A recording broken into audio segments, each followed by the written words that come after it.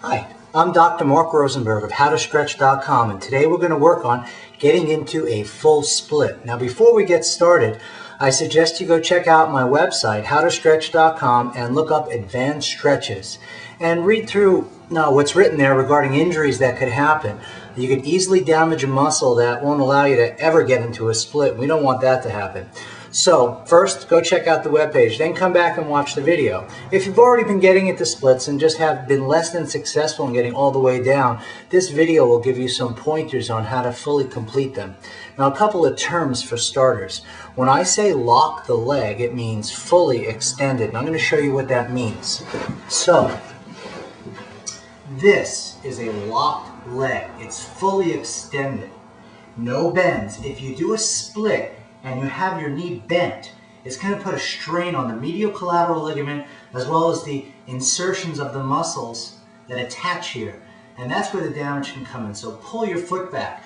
When I pull my foot back, in karate we call that the side kick foot position.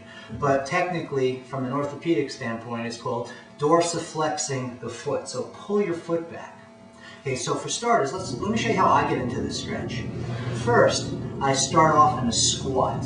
This allows my muscles to recoil and to relax. Next, I place my hands on the floor and I walk my feet out to about double shoulder width apart. Notice that my knees are straight here. Again, locked. Now, I'm not immobilizing my legs with the lock. I'm just holding the kneecaps up. Now I stretch down into both of my legs. You can add some stretches here where you stretch the hamstring on one side and the hamstring on the other and hold them for as long as you like, a few minutes. If you feel cramping in the muscles, come back into the squat position. That allows everything to recoil and relax. Now, when I'm ready to perform the splits, I place my hands on the floor, walk my feet out, and I use the strength of my arms to hold up my body, and I slide my feet out. Now, another thing, notice I'm wearing socks.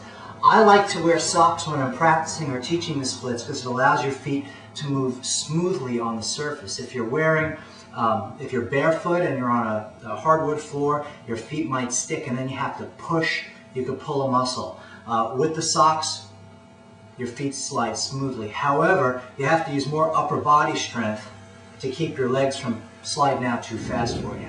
Okay, so from here, place your hands on the floor and slowly walk your feet out. Now, if this is as far as you can go, that's fine. Hold it there for a few minutes. My knees are straight, my feet are pulled back, and then what I do is I walk my feet together and I recoil. I let them relax.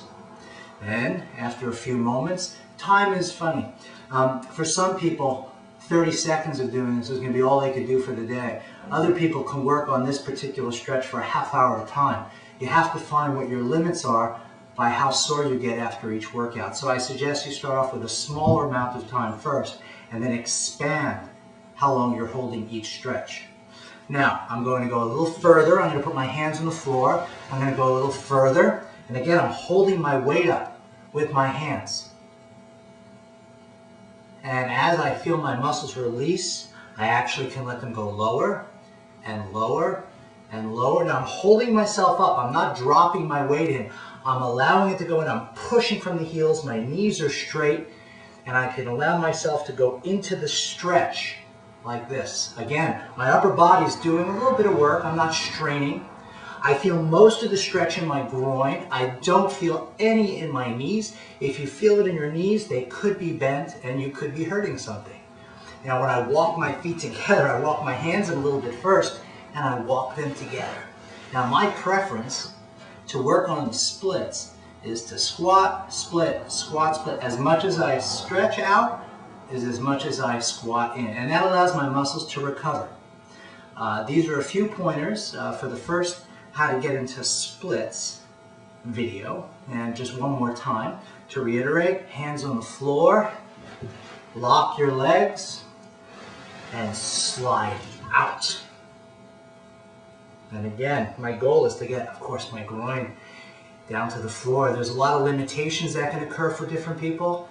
These will be the subjects of future videos and future DVDs. Okay, thanks for joining us.